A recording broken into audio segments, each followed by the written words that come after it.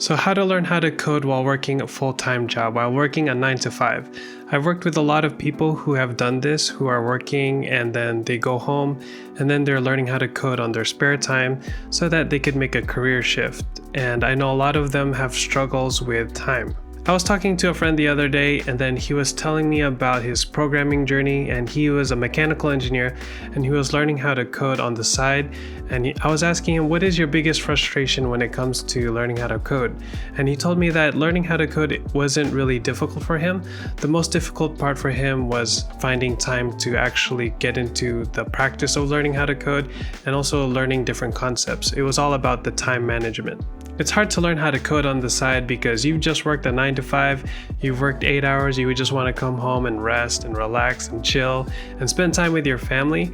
And so I understand that, because I remember I was getting my master's part-time and then I was going to work and then I would come home and I'm just tired from the day, right? I've been working and then I have to study, I have to read the books and then do my homework. And I know many people who are learning how to code on the side, they're people who are a little bit older, they're not single anymore, they have their families, and so they don't really have as much time as they used to have when they were single. So in this video, I just want to encourage you to keep learning how to code while working a full-time job. And maybe you've taken a break. Maybe you were coding a few weeks ago and then you've taken a break because it was stressful and it was tiring. And I understand that, and it's okay. You can just pick it back up. And I want to encourage you to keep picking it back up. And I'm going to be sharing some tips that I think would be really helpful for you, give you some good mindsets to have, and also share some experiences that I've had working with clients, and also in my own coding experience, how I've found time to code while working a full-time job. My name's Henrik, and I'm here to help you learn the software skills and tools you need to grow in your software development journey. So let's get started. All right, the first tip for you is that you need to have a coding plan. And I really like this quote. It says, if you fail to plan, then you plan to fail. And that's so true. You really need to have a plan on learning how to code, because I know a lot of people that they just try to learn how to code on the side and then they're just learning whenever they have free time. And I think that's not a really good plan for learning how to code. James Clear has this really good quote, and I resonate with this a lot, and I quote this a lot on the channel, but he says, you do not rise to the level of your goals, you fall to the level of your systems. And what he's pointing out here is that a lot of people, they're trying to achieve their goals by looking at their goals, setting their goals, and then looking at their goals, and then they think that if they just focus on their goals, then they can achieve that goal by focusing on their goal. But what he's saying here is that you don't really achieve your goals by looking at the goals, by trying to rise to that level of your goals, but actually you fall to the level of your system. So whatever you accomplish in your journey, it really is dependent on your system, and that's the plan that I'm talking about. You need to have a system in place for your programming learning. When I've worked with clients in the past, a common trend that I've seen is that some clients, they wouldn't have a regular momentum or regular rhythm when it comes to learning how to code. They would just learn whenever they could. And so there's been many times where they would code really well, they would have these good progress in their programming projects, and then they would disappear for 4 to 5 days, and then we wouldn't know what happened. So we would ask them and say, hey, what happened? Why aren't you working on your program anymore? And then they would say, oh, I got busy, and so they didn't have time to work on their project anymore. And so that's what I'm getting at. They didn't really have a system in place to help them make continual progress in their programming journey. It seemed that they would only work on their programming projects when we would ask them about it. And I don't think that's a really good way of learning how to code. You really need to have your own system in place so that you can make small incremental changes over time. And then when you have those small incremental changes over time, over the long run, you actually make a lot of progress. Another problem with that is that if you code only on the weekends, then you start to forget what you were doing from the previous week. So say you coded one Saturday, by the time you get to the next Saturday, that's 6 days later. And so when you're working on that code, you already forgot what you were coding. And so I think you would be better off if you made incremental changes to your code throughout the week. I think it's okay to learn how to code and program on the weekends if it's just going to be a hobby. But if you really want to make progress and you want to make it into a career, you need to code not only on the weekends, but throughout the week. So what would a sample weekly coding routine look like? I would say, could you just dedicate 1 hour a day from Monday to Thursday? So you code 4 hours a week, or you learn how to code 4 hours a week. Then you have those 1 hour on Monday and Tuesday for theory, learning theory. And then Wednesday and Thursday, you could apply that on practice, like actually programming a project related to that theory. And if an hour is too much, then maybe lower it to like 30 minutes. Just promise yourself that you're going to work for 30 minutes each day, and I think you would make a lot of progress that way. Even if it's just 15 minutes a day, that would make a big difference, because if you commit in your mind to code for 15 minutes, sometimes or a lot of times, you're going to get so engrossed in the coding and you're going to get in the zone. And then once you get in the zone, then you're going to start coding like 30 minutes for that day. And so I think if you just commit in your mind 15 minutes, it will naturally grow to longer increments. I know I just trashed on goals, but goals are still important to have, right? Because they give you a vision and a bird's eye view of what you're trying to accomplish. And if you have a bird's eye view of what you're trying to accomplish, then you can backtrack from those goals and see what mini goals do you need to accomplish in order to achieve those goals.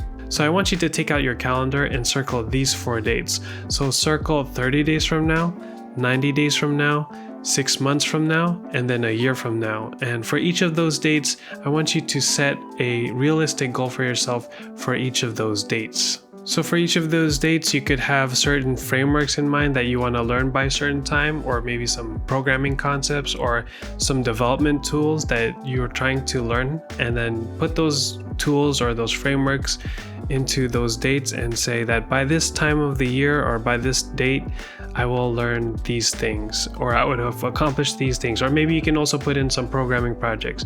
Maybe put a small programming project for the 30-day one, and then a bigger project for the next one, and then next one, etc.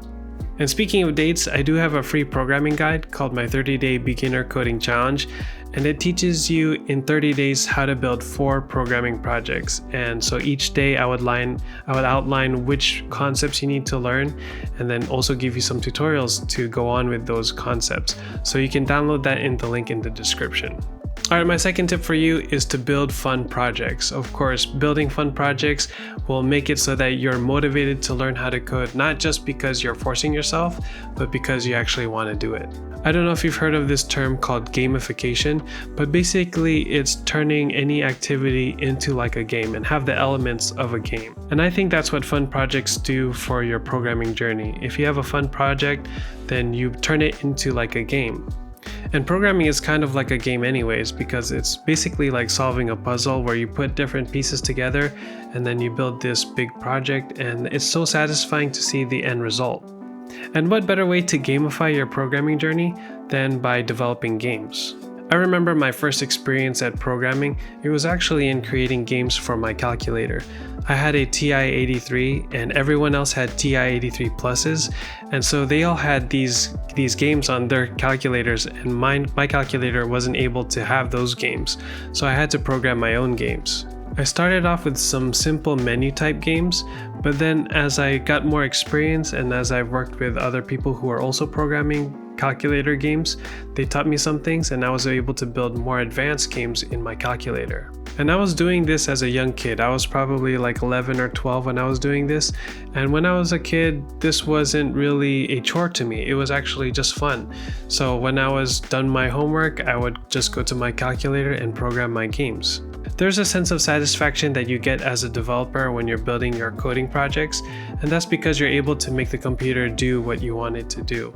And you can start to have these different functionalities in your program, and it's really rewarding and satisfying. And if you can tap into that in your programming journey, then you can actually make sure that you're coding each and every day and stay consistent with your weekly coding routine. Another way that you can gamify your learning is by building projects that you can actually use in the real world in your practical everyday life. There are 2 apps that I built that really helped me out in my everyday life. The first one by far is a devotional app that I use because I'm a Christian, so I really wanted to make sure that I read the Bible every day and also pray for individual people throughout the week. So I would have a database of prayer requests that I've collected from friends, and then my app would just give me 3 people to pray for every day, so that I'm praying for a random set of people every day. And so it really helped me out with my devotional life. So the second app that I built that really helped me out was a stock options app. So that app helped me with my options trading. So I have a lot of contracts that I have to manage. And so it helped me know when contracts expired and when to sell new ones and how to sell new ones that would really be more profitable. All right, my third and last tip for you is to have a coding community. Now, I mentioned earlier that I was coding with these TI-83s, and then I was able to build more complex projects because I knew other people who are coding in their TI-83s. And so I think that's the same for every programming language. If you're coding in a programming language and you want to grow in that language, find other developers who are coding in that language, and they'll be able to teach you stuff that would really help you out in building more complex projects. There are two quotes that I really like when it comes to community, and the first one is, you don't know what you don't know. You really need someone to tell you what you don't know so that you can know what you don't know. And that was my experience with that TI-83. I was coding a lot of simple menu programs and menu games, but I was able to see another friend who was coding in his TI-83, and he was actually using the literal keys of the calculator to do different things in his program. And so I was really curious, and I said, what is that? How are you able to use your keys of your calculator to do that? And so he showed me this function called getKey, and that allows you to, as a developer, to know what keys the user is pressing in the calculator. So you really need to find a coding community because they're going to point out different things that you've never heard of and different blind spots in your programs. And so when you are around those people, then you'll be able to make some better programs. All right, the second quote that I really like when it comes to community is that you are the sum of the 5 people you spend the most time with. And I think that's really true. If you're learning how to code and you don't know anyone who's learning how to code, then you're going to be really alone and feel discouraged. And during those times, you're going to give up coding. But if you find other programmers, other people who are learning how to code, and you surround yourself with those people, then they'll encourage you to learn how to code. You'll encourage them how to learn how to code.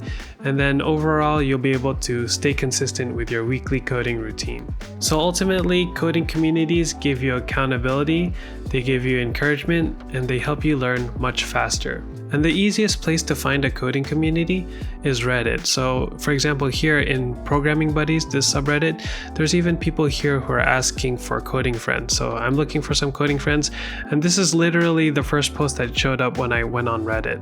And to see this happened 10 hours ago. So there's always people on Reddit who are looking for coding communities. So you just have to respond here in the comments, and then you can find some friends that way. If you type learn in the search bar, you'll find all these different coding communities. Learn programming, learn Python, learn Java. Oh, there's learn to draw and learn art. But this is a really popular one, learn programming. And even though I've been programming for 10 plus years, I still learn a lot from this learn programming subreddit.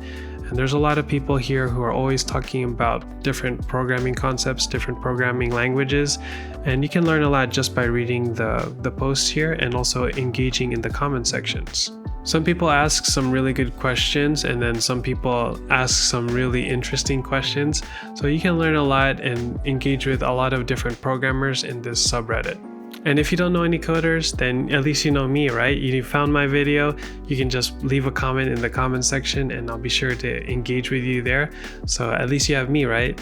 And speaking of me, if you really need help learning how to code while working a full-time job, then I would suggest you find some mentors, someone to mentor you in your programming journey. And that's really the fastest way that you can learn how to program. And that was the fastest way that I learned how to program, is having these different mentors in my jobs. And even today, I was talking with one of my mentors today, and we were looking through some code together, and I learned a lot just by looking behind his shoulder, looking over his shoulder rather, and just looking at his screen, how he's going about debugging. And so you really learn exponentially if you have a mentor.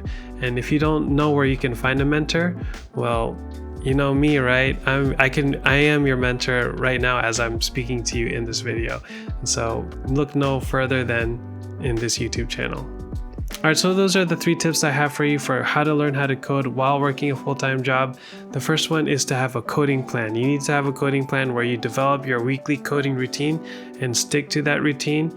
And so you just code every day, don't code on the weekends unless you really want to, but I would suggest just to relax on the weekends and then just work on coding during the week.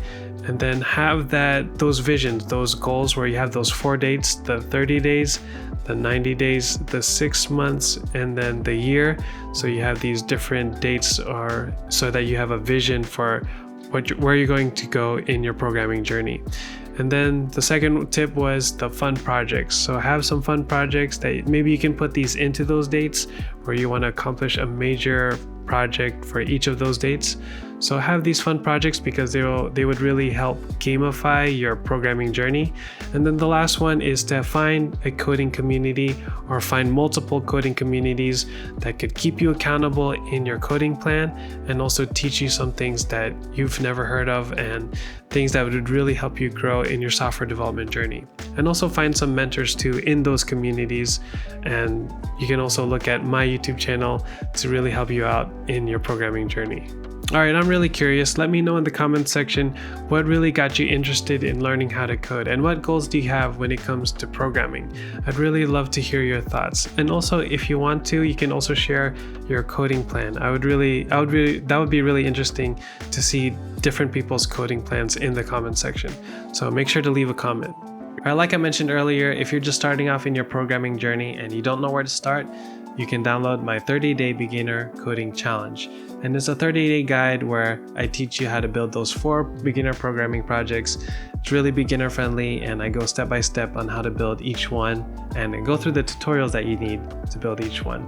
So download that in the link in the description. All right, that's it for this week's video. I hope it really helped you out. And if it did help you out, please like, share, and subscribe to the channel. And if you have any other questions, leave a comment in the comment section and I'll be sure to answer you there. And I'll see you in the next one. Peace.